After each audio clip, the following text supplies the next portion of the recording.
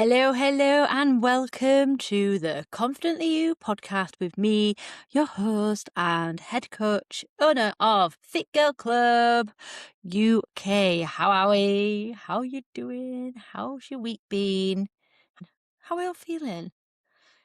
Like, I literally talk about the weather every week, but I think it affects so much of our thoughts, feelings, and emotions. And it's just like coming into summer and just the spring in your step. I've been talking to my clients about going on nice walks and seeing the bluebells and other things. So it's nice to have that. Use that to your advantage. Use the light mornings and evenings as a motivational tool, as something to set a fire in you to get you going. Just get out for a walk more, touch some grass, do something. I ran a marathon on Saturday. And if you've not seen on my social media, I've put massive disclaimers with this because doesn't it seem like everyone and anyone's running a marathon? Or maybe it's just my algorithm. And if you're someone who ever contemplates wanting to get into running or anything like that like pushes you outside of your comfort zone, whether that's like couch to 5k or running your first 10k or anything like that, please know that like any achievement is a massive achievement. And behind closed doors, the people that do it right are training for this. Like, I didn't just wake up on Saturday and run a marathon. I've been training up to this, and it's not actually even my peak. That's not even, my goal wasn't that. And I wasn't dead after it because I didn't race it. I took loads of breaks. I ate so much food. It was a training session, strategy to get me to my goal, which is 50 miles in July, which it sounds ridiculous, but that's me. I'm ridiculous. And it has been good because I've spoke to a couple of my clients who have been like saying, oh, well done. You're amazing and not everything. Thank you. Thank you very much. But I also make them aware, like, this is the tip of the iceberg. It's not, I didn't just wake up one morning and do that. And please don't do that. Please don't just wake up and try and run a marathon. You'll be dead for weeks and you'll never want to do it again. Build up slowly, enjoy the training's the process, and work on everything around it. Any goal's achievable with any timeline, but you've just got to have the right structure in place. So if you're trying to lose body fat, training for a marathon's probably not the best way to go for it, because when you're putting your body through that much stress, you need to fuel. You eat loads of sugar. What are gels made of? Sugar. I avoid gels. That's why I drank half a bottle of maple syrup, which people think sounds mental, but when you look at the ingredients and the macronutrients, so the sugar amount, the carbs, which your body needs for running, glucose, carbs. I'll do a science lesson about running nutrition in another episode, but it's just sugar. So I don't want to spend loads of money on gels, so I just had maple syrup and it worked a dream. And cheddars, not mini cheddars, full cheddars, maple syrup, and a can of full fat Coke. Beautiful. But if you're just sat there watching people, London Marathon's coming up this week, and it is really inspirational, people doing these things, and you want to push yourself, remember, you see a highlights reel on social media. So if you want to do something, set yourself a goal, a reasonable goal, give yourself plenty of time and work towards it. I would always recommend, if you're going to book a marathon, at least have done a half first so you know what it feels like. And if you're not even there yet, if you're like, I haven't even got into it, go for a 5k. But also, if you don't like running, you don't have to run. But the reason why fat loss is not great when you're working towards a marathon in particular, running can complement a fat loss journey, but I'd always recommend loads of strength training as well. But you need to be fueling loads, and it's quite hard to be in a calorie deficit when you're training for a marathon. And I won't recommend it really. And if you are going to do that, you have to get a really good coach. You can speak to me. I can help you. Not saying that I'm a really good coach. Wink, wink. But I will help support you. Anyway, I digress. Today's topic is something very close to my heart and something that I know a lot of you will struggle with. It's something I used to struggle with massively, and it's something that will affect you a lot, especially as women. So today's topic is called Why You're Still Bloated and It's Not What You Think. So I just wanted to say before we get into this, if you're constantly uncomfortable, constantly feeling like your stomach is working against you, constantly eliminating foods and still not getting answers, then this episode is for you. So you're not imagining it, you're not broken, and you're definitely not alone. Here's what I hear all the time. Women tell me that they've cut out gluten, they've cut out dairy, they're avoiding onions, garlic and beans. Basically, anything that could potentially cause an issue, and they are still bloated and still uncomfortable and still frustrated. And I get it. When something is causing you pain or discomfort on a daily basis, of course you want to find the culprit and cut it out. That makes complete sense. But what I want to talk about today is why that approach often isn't enough, and why sometimes it is actually making things worse, because bloating and IBS are really just a food problem. Just. There's more to this, and especially as women, there's more things that go into this. So they're a whole body problem, and until we start looking at the bigger picture, we're just going to keep going around in circles. So I want to add some context to this topic. And I'll start with a big disclaimer. If you have any stomach issues, loads of bloating, and I mean like chronic issues, especially, I'm going to go TMI, if you are bleeding out of your rectum, girls, see a doctor. Go to a medical professional first. Get some blood tests done. Make sure you've not got, any significant allergens, or you could be celiac, which is not just a gluten intolerance, that is like, it makes you ill. You could have other things going on that you don't know about, and you have to advocate this. Bleeding is not normal. Okay? If it from bleeding from hemorrhoids because you've been straining too hard or going to the toilet too much because of IBS symptoms, you're still better to get checked out by the doctor. Yes, it might be embarrassing to go talk about your bum, but the worst case scenario, not to scare you, but the worst case scenario is colon cancer, right?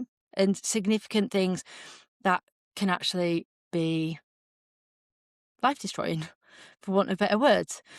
So go get checked. Go to your doctor first. So when I first realised that I had IBS issues, I was living in Australia.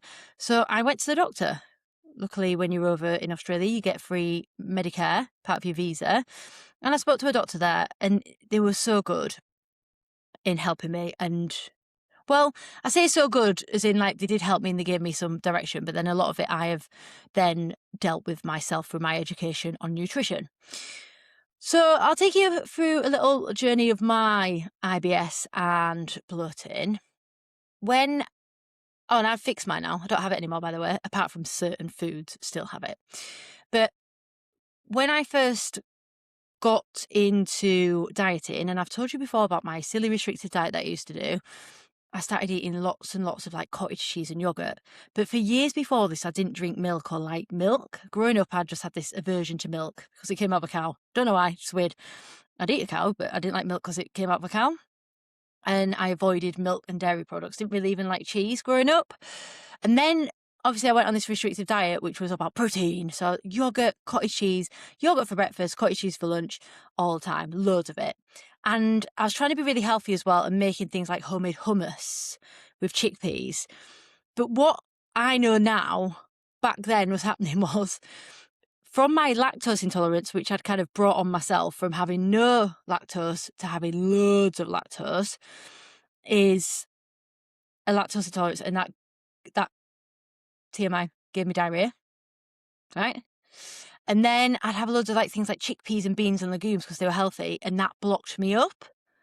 So I had this double effect of IBS. It was awful. I was working in the office at the time, and I was really slim then, actually. I was like a size 8 to 10. I was too small, but for me.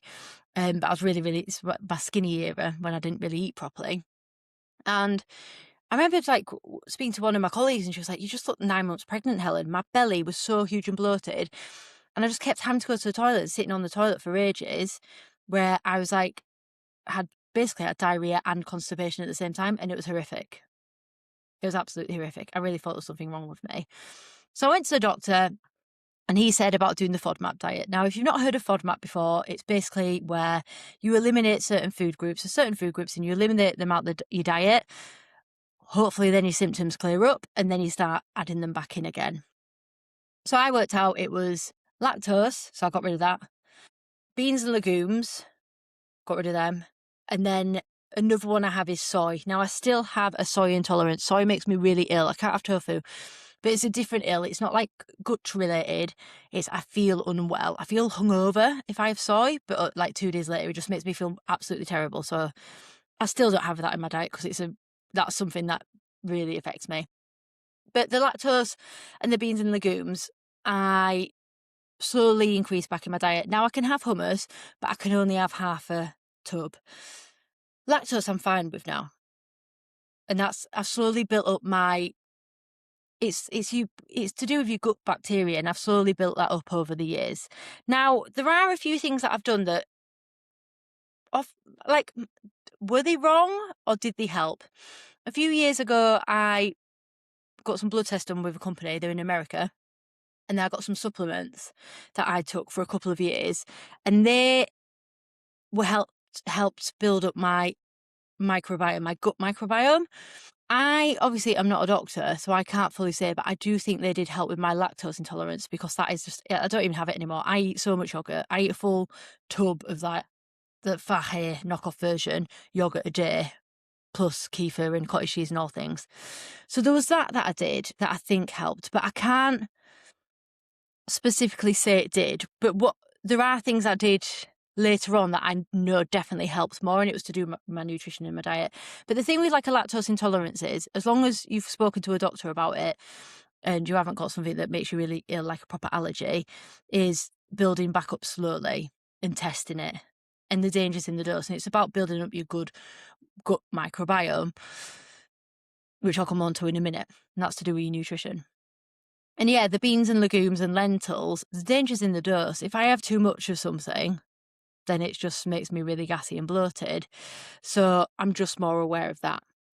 Then I don't think it's popular anymore. I don't know where it's gone, but a few years ago came out, I won't say this was a good thing to do, girls, but I did this thing it's called Zoe, and you get all the tests done, like your blood test, your blood sugar tests, and it just works out where you're at with your body. I wouldn't recommend it. It wasn't worth the money, but they did teach me about getting more like nuts and seeds in my diet, nuts and seeds and that sort of fibre, and chia seeds and flax seeds.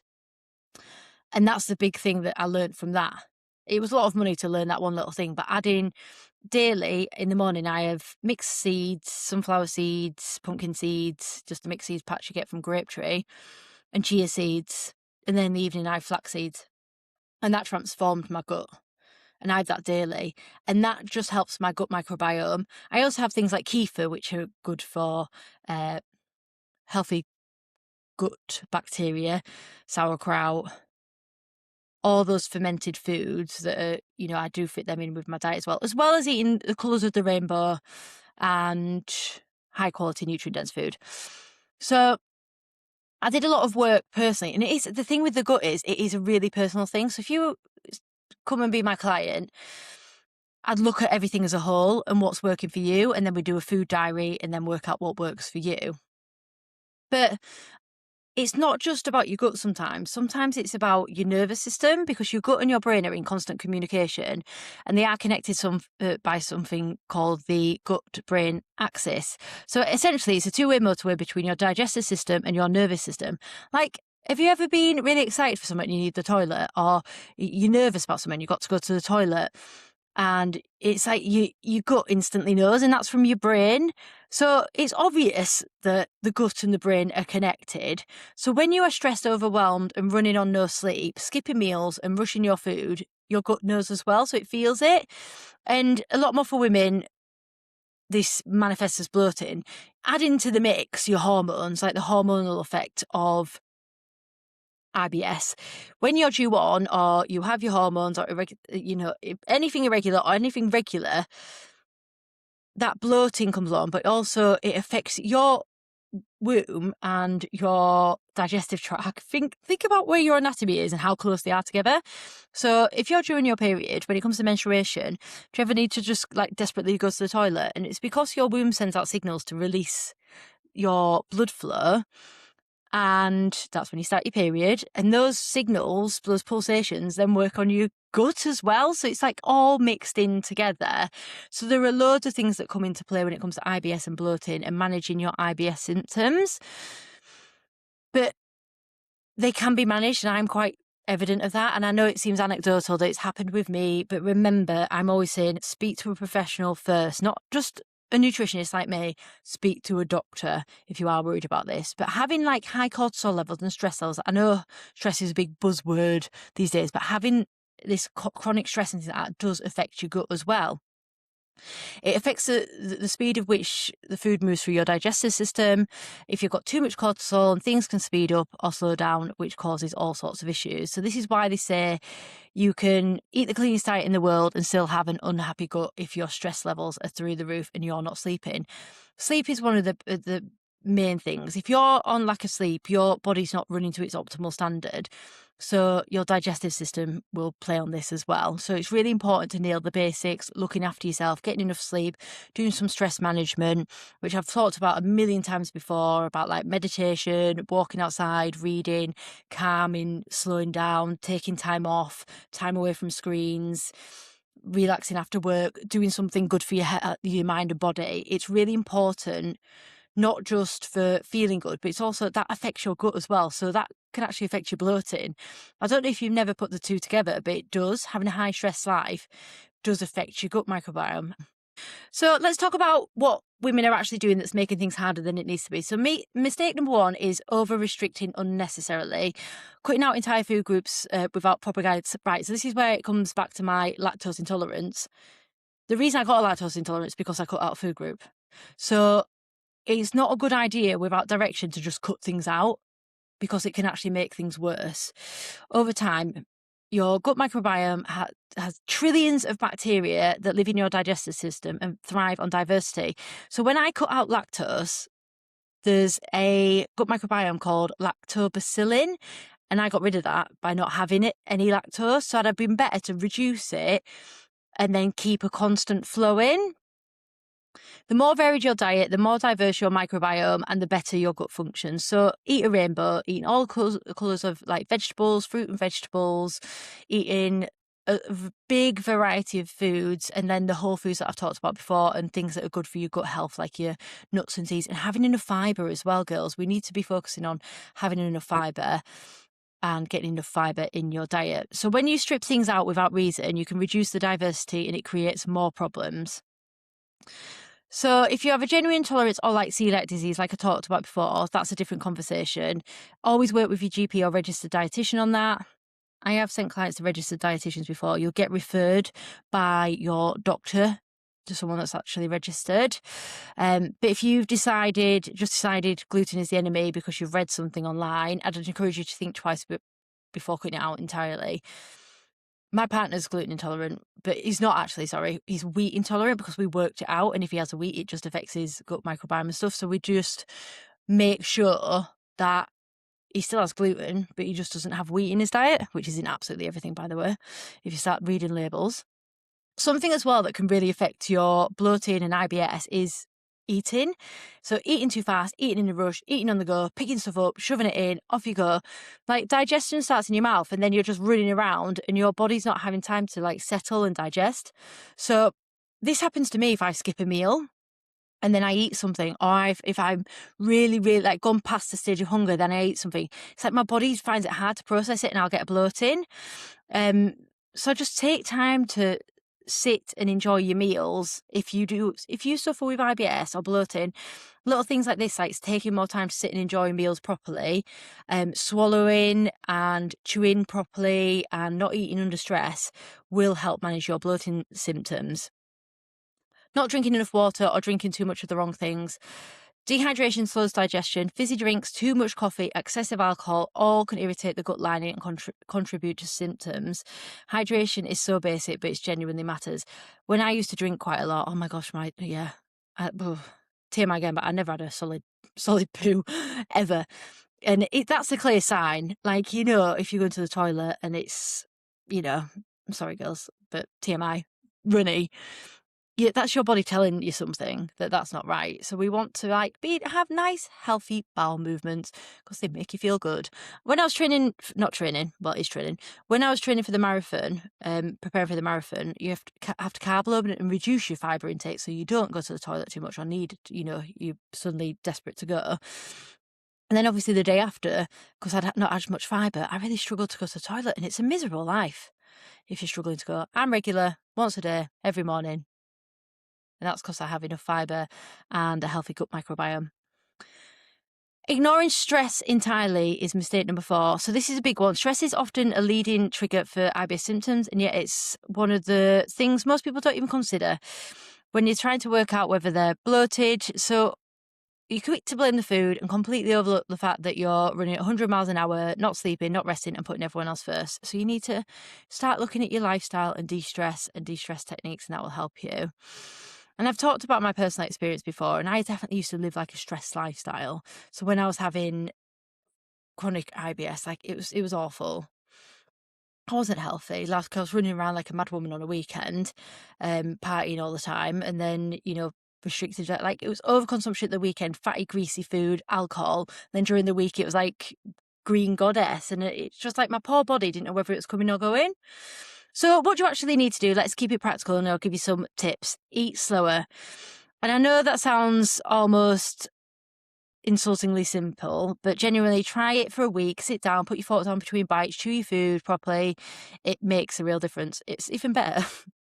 I've had if I'm with a friend or talking to someone. It takes me ages to eat my food. Look at your fibre intake, but do it gradually. So a lot of women are either not eating enough fibre or have dramatically increased their intake all at once. So track your food. If you're only taking in like 10 to 15 grams of fibre, increase to 20 and then to 25, but gradually, and make sure you're drinking enough. And you can get enough fibre from vegetables, whole grains, legumes, and you've got to drink plenty of water to help flush out that insoluble fibre. Address the stress. So I know easier said than done, but even small things make a difference. A 10-minute walk after eating. We call this a fart walk, which is actually really meant to help with digestion, and we should all do it after every meal. Eating away from your phone or laptop or stress, or like at your desk at work. Breathing before a meal to shift your nervous system. Taking deep breaths, just coming in to relax, having a drink of water, thinking more calmly instead of rushing.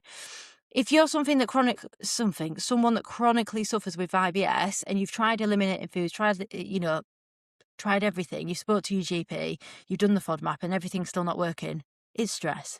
It has to be, if you've had all the tests and everything done. And prioritise sleep. If you're not sleeping enough, your gut repairs and regulates itself during your sleep. Just consistent poor sleep disrupts your gut microbiome and worsens IBS. And this is a non-negotiable. Keep a symptom diary. So before you start eliminating things, note what you ate, what your stress levels were like, how much sleep you got, where were you in your cycle. You might spot a pattern that has nothing to do with food, or you might identify one specific trigger that's actually worth addressing. Either way, you'll have information rather than guesswork.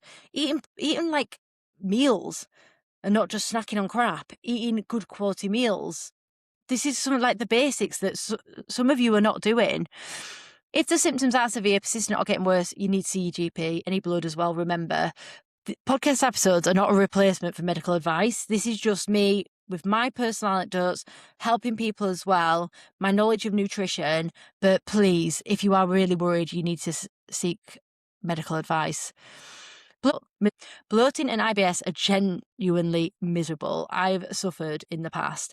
But if I can get over it, so can you. There's ways around it. We're all different, but I genuinely know that fixing my gut microbiome made such a difference. But it can affect your confidence, your comfort, your relationship with food, your ability to just get on with life. And I hear you because I've been there.